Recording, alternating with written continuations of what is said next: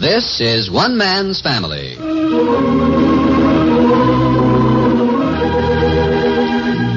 One Man's Family is dedicated to the mothers and fathers of the younger generation and to their bewildering offspring. Today we present Chapter 6, Book 73, entitled Events Leading Up to a Celebration.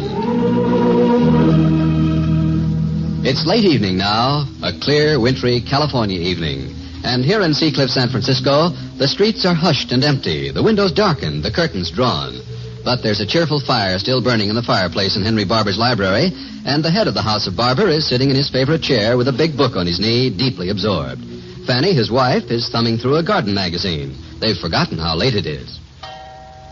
Why, Henry, it's 11:30. Yes?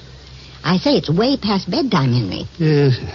Now, if you're tired tomorrow, you'll be grumpy. Yes, Fanny. Of all the nonsensical What in the world are you reading, anyway? No.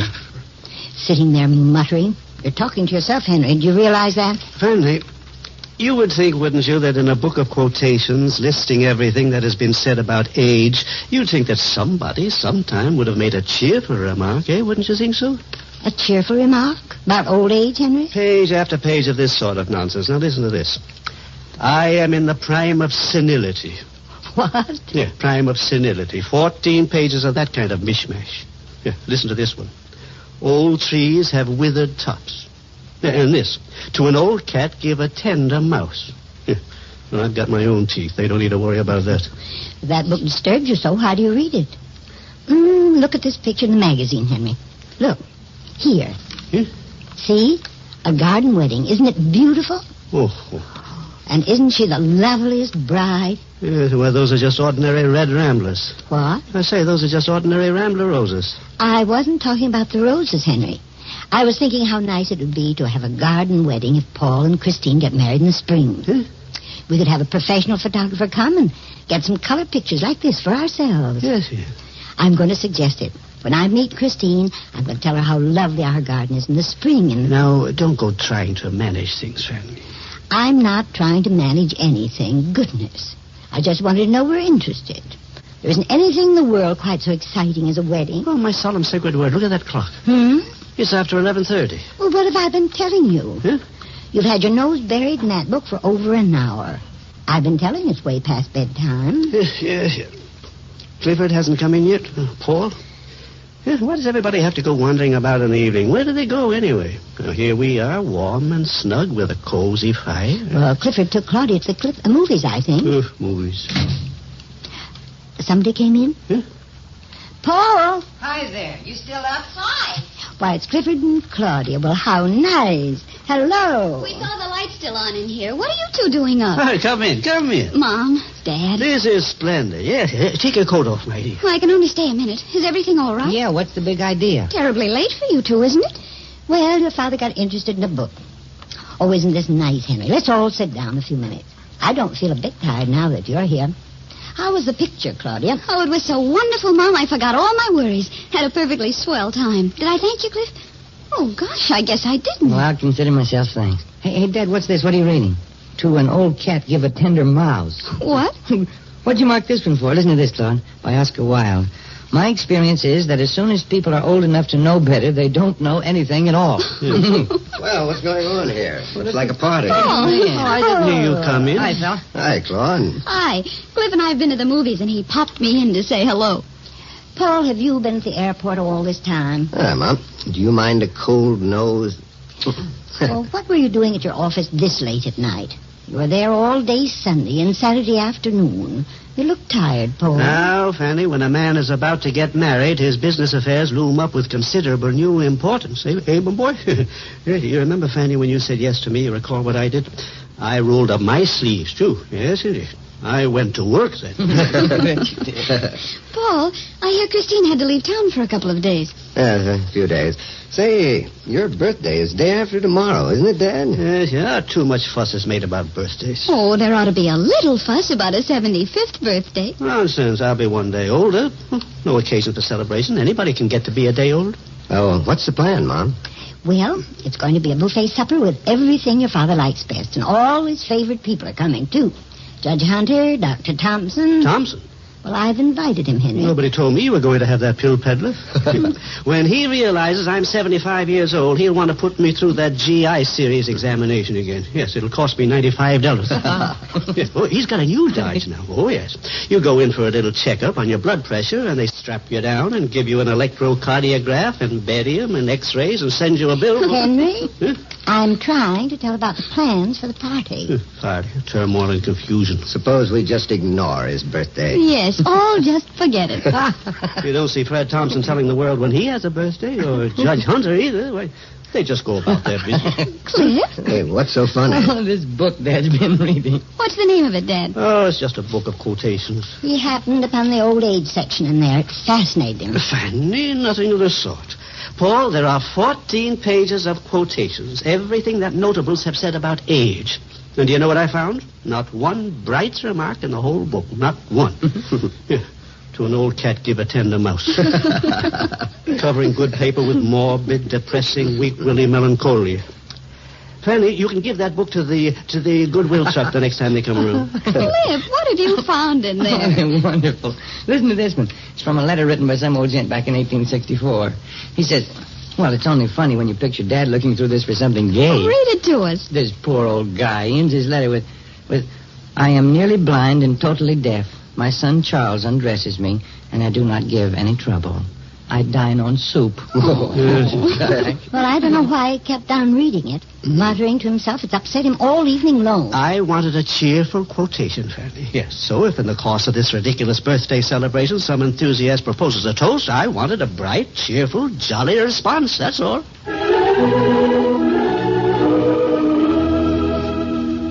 May we interrupt the show at this point to bring you a special announcement from Paul Barber. Paul. Thank you, Mr. Barton. Last spring, when one man's family was without a sponsor, almost 100,000 of our friends flooded us with letters declaring their sincere interest in the Barber family and the promise that they would gladly give their loyalty to any new product that would sponsor the show. Well, that showing of letters last spring has paid off. One man's family, beginning next Sunday, will be sponsored by the Miles Laboratories, the makers of many nationally known household drug products. We're not going to reveal what particular product we'll be presenting until next Sunday. However, we do want you to know that our sponsorship by Miles Laboratories is a direct result of the loyalty and graciousness and generosity of one man's family's listeners. And because of this, our new sponsor is actually your sponsor. Your letters convinced our friends at Miles Laboratories that one man's family's audience represents the heart of America, the family life of America. And they want the people who are friendly to the Barber family to be friendly to Miles Laboratories. So, it's a three-way marriage. One man's family, the American family, and Miles Laboratories. And if you will share the loyalty you have for one man's family with our new sponsor, we can assure you of many years of happy association. Be listening next Sunday. Thank you. It is almost midnight at the Jack Barber house, too. Jack and Betty are in bed, but Jack is wakeful.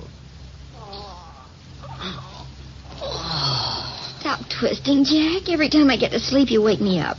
Gosh, Betty, I itch. You're not supposed to scratch with chicken pox. You might get an infection. Well, I wasn't scratching exactly. Just kind of rubbing a couple of spots. You got awfully impatient with Sharon Ann when she was getting over her chicken pox. Started to scratch? Well, it hits an adult a lot harder. Don't you remember Dr. Thompson saying how much worse my case was than Sharon Ann's? Certainly has been. You've been twice the trouble she was. Well, gosh sakes, it's pretty tough for a grown man to be cooped up in one room the way I have. I know, but you can get out tomorrow. Now let's get back to sleep, Jack. Must be almost midnight. Betty? You think I ought to take something? I don't feel like I can get to sleep. Huh? I don't know whether you meant I should or I shouldn't. Betty? Betty, you sleep? Huh? I'll go to sleep, Jack. Wish I could drop off the way you do. Well, I get up at 6 o'clock with the children. You can sleep in the morning and all afternoon as far as that goes. I can't help it if I'm stuck up here in this bedroom with a chicken pox, can I? Think I've enjoyed being a prisoner like this? It's my fault I haven't been able to get up and go down to the office. Gosh sakes. Nobody said it was your fault. I know it's been trying. It's been hard on everybody. But it would have been worse if all the children had come down with it. Lucky it stopped with you and Sharon Ann. Okay. Good night. Not sore, are you? No. Kiss me good night, then. Let me see.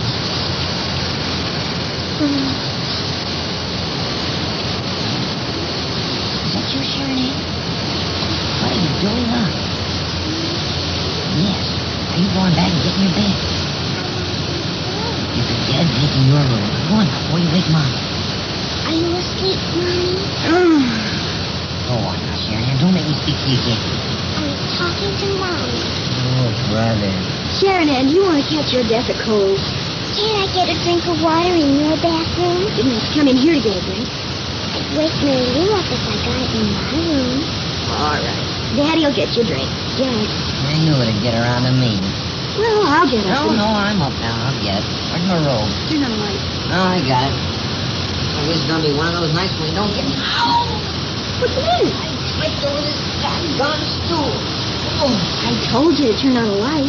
placed a stool out in the middle of the room. Did Daddy hurt himself? You got your slippers on? Yeah. You cold? No. Can I get in bed with you? No. As soon as you get your drink, you go back to your own bed. I'm late. Almost 12 o'clock. Please, Mommy. Just till my feet get warm. Thought you said you weren't cold. I am now. Please, just for a little while. All right. Come on. Can you see? There. Oh, I like your bed, Mommy. I don't understand. Mom, that works. Jack, why don't you turn on a light? Why ain't going toning? Did Daddy spill my water? I don't know. Wait a minute, Jack. Turn on this reading lamp. Oh, that light is right in my eye. Get water on my good chair, Jack. Just on the carpet. I'll mop it up. There's a dry washcloth in the bathroom. Use that. Okay. Oh, stop it. What did Daddy say? I don't want you to get up like this in the night again. You hear? Wasn't Daddy funny when he hit his toe? You warm now? Yes. Your bed is much warmer than mine. Can't I stay here tonight? As soon as you have your drink of water, you have to get back to your own bed. Just this once, Mommy. If you let me stay this time, I'll never ask again. I promise. Still all over home. Expecting them to be up. Oh, but Grandpa's and Grandma's, Mommy? Mm-hmm. Water's all soaked in. Well, it won't hurt anything, I guess. Water.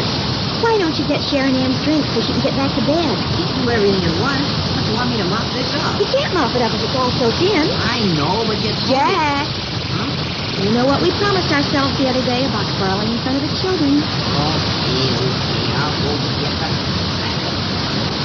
It isn't nice of Daddy to talk that way, is it? Never mind now. I know, but he talks mean. Because he's talking mean, darling. He's a nice daddy. Tired and he's been sick. But he's all well now. I had the chicken pox, too, and I wasn't mean, was I, Mom? You're a very good girl. But Daddy wasn't, was he? That's enough of that. Here comes your daddy with your nice drink of water. All right, young lady, here you are. Come on, sit up. Thank you for getting my water, Daddy. Okay, here, drink it. Is that all you want? Mm-hmm. All this hassle for 2 drops? You weren't thirsty at all. Yes, I was. All right, give me a kiss now and get to bed. Oh, can't I stay? Lift her down, Jack. Let me give you a kiss first. Good night. Night, Mommy. Pick up. You're getting so heavy. Got a kiss for me, too? Mm-hmm. Good night. Night, Daddy. There you are. Now off you go to bed. Scoot. She got her slippers on? Yes. Night, Daddy and Mommy. Good night. Close the door. All right. What a production. I feel like I've been shoveling coal for about 8 hours. Oh, Sharon Ann, what do you want now? Night, Mommy. Good night. Now close that door and get to bed this instant. What in the world gets into children anyway? Betty. What? Remember what the book says about losing our temper with the young ones. I know, but it's so hard not to sometimes. That's what I keep telling you, honey. Good night, darling. Night, Betty, dear.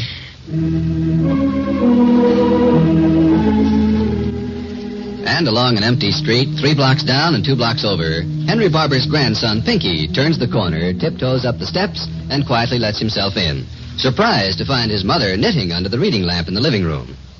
Gosh, Mom, you weren't waiting up for me, were you? Be quiet, Pinky. Everybody's asleep. I have a key, you know. Gosh, sometimes you must forget I'm almost 18 years old. How was the party? It was a cinch. What? Well, I was kind of scared when I went over there, but shucks.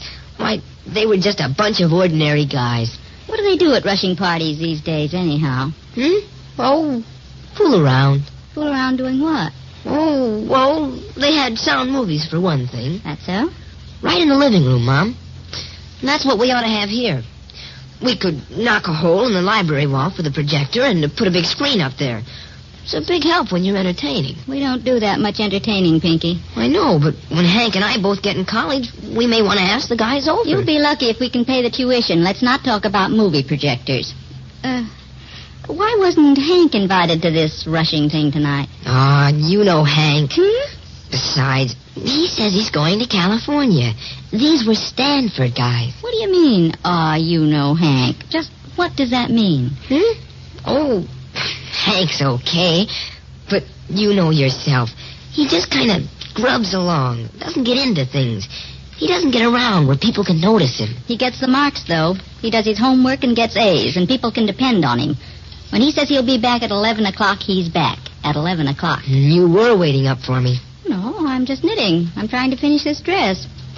By the way, did you pledge or whatever it is? Mom, they were just looking us over. That's what a rushing party is. To kind of examine the prospects, see? Anyway, I think I'd hold out. Hold out? For what? If they did ask me, I wouldn't pledge now. Why not? That outfit, there are some pretty high-class fraternities at Stanford, you know. I'm not going to grab at the first one that comes along. I'll give them all the once-over. Honestly, Pinky, sometimes I just shudder for you. Huh? Why? Haven't you any humility at all? What have I got to be humble about? Go on to bed. Huh? Good night, Pinky. You sore about something, Mom? Pride goeth before a fall. Go on to bed and ask the good Lord in your prayers to make you a little bit more humble. Lately, you just kind of keep riding me, Mom. I'm worried about you, Pinky. What are you worried about? I get along great, just fine. And you don't need to worry about the tuition money either, because I'll make some next summer. Oh? I'll have 3 whole months. And I won't putter around mowing lawns like Hank. I'll make some dough. Don't you believe it? You watch me, Mom. Did you get your grandfather a birthday present? Huh? His birthday's almost here, you know.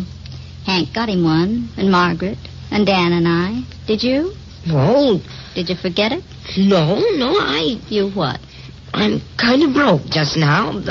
You'll get the money. Well, sure. When? Well, tomorrow.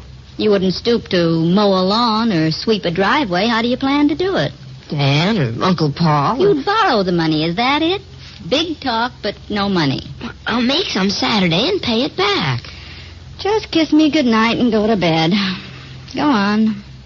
Sometimes you're just about as exasperating as any boy I ever knew. Come here. Now. Now off with you. Okay. Say, how old will Grandfather be anyway? He'll be 75 years old, Pinky. 75 years old. We want to make it a very nice day for him. 70 years and 10. Hey, he's 5 years over the mark already. Pinky, don't say such things. Say, when he settled that dough on you and Uncle Cliff and Uncle Paul and Claudia and Jack, well, did he say anything about his grandchildren? Pinky. I suppose he'll kind of take care of us in his will, won't he? William Morton Herbert Murray. I was only thinking about inheritance taxes. They're so doggone high nowadays. Why, Pinky. I didn't mean anything. I just try to be practical. Pinky, go to bed. Mom, please don't misunderstand me. Tomorrow night, William, Dan, and I are going to have a long talk with you. Well, I'd just as soon sit around and talk now. I'm not tired. Why, coming home, I almost stopped in to say hello to Grandfather.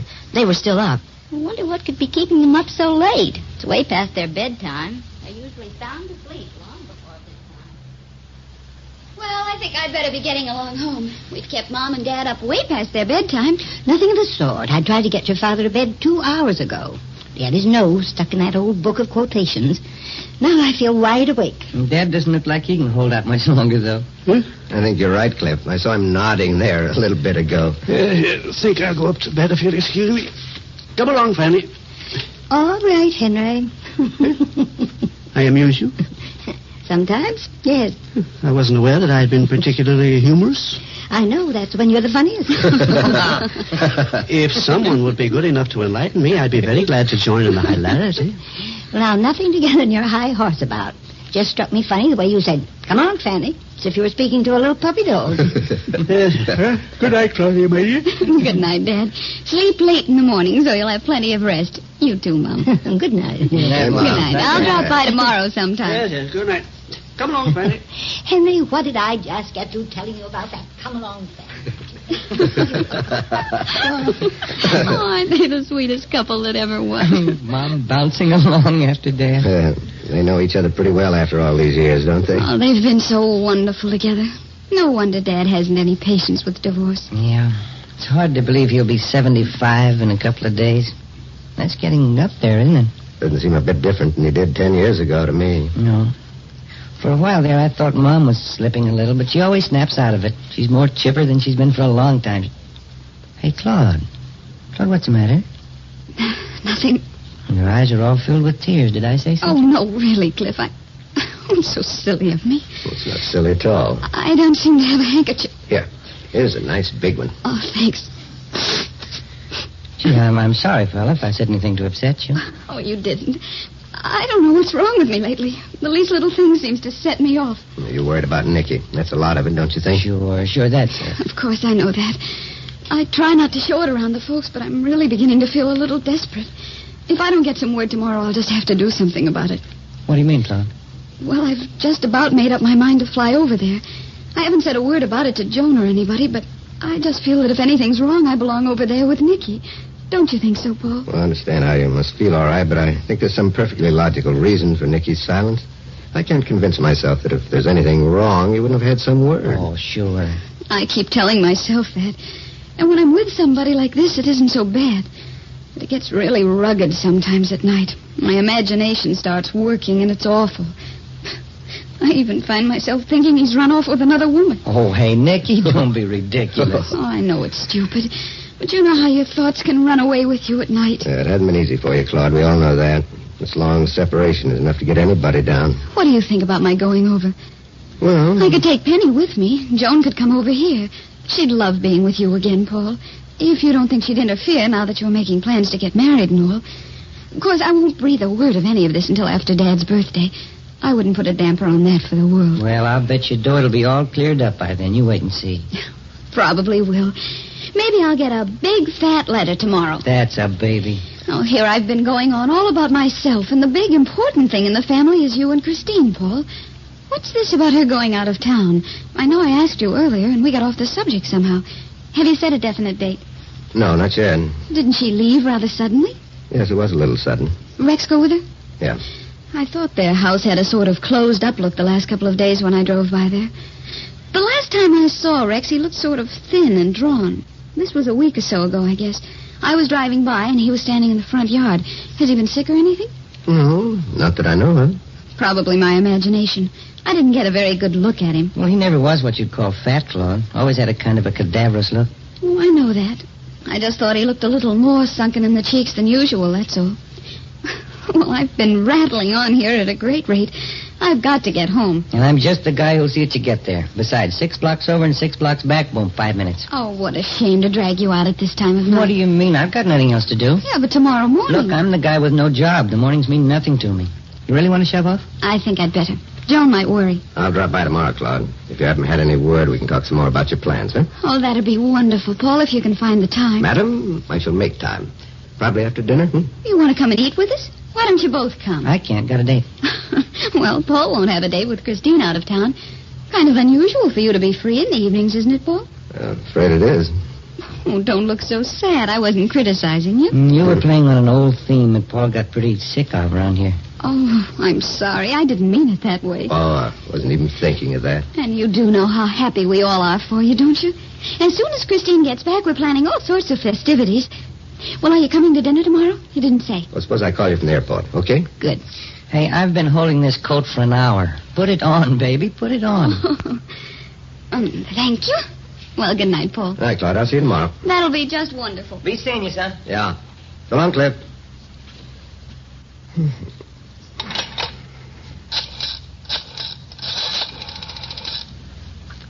Hello. Long distance? This is Paul Barber.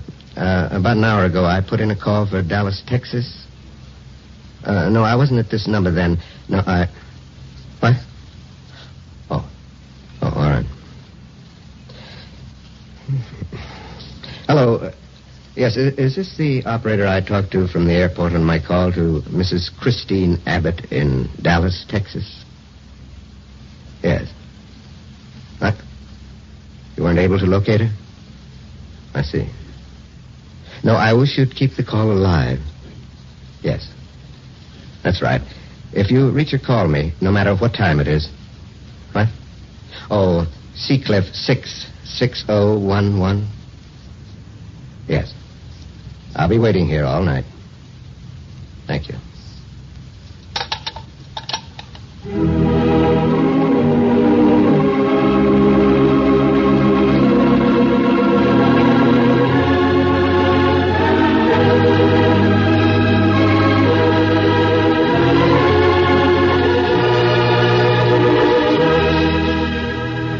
You've just heard Chapter 6, Book 73 of One Man's Family. Written and produced under the direction of Carlton E. Morse. Chapter 7, entitled A Day for Jubilation, will come to you next week at this same time.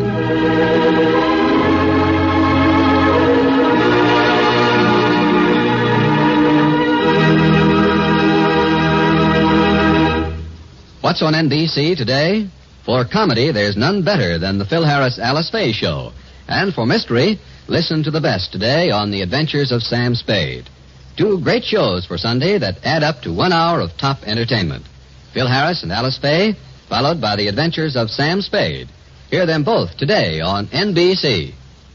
Coming up, it's the Quiz Kids. Stay tuned to NBC.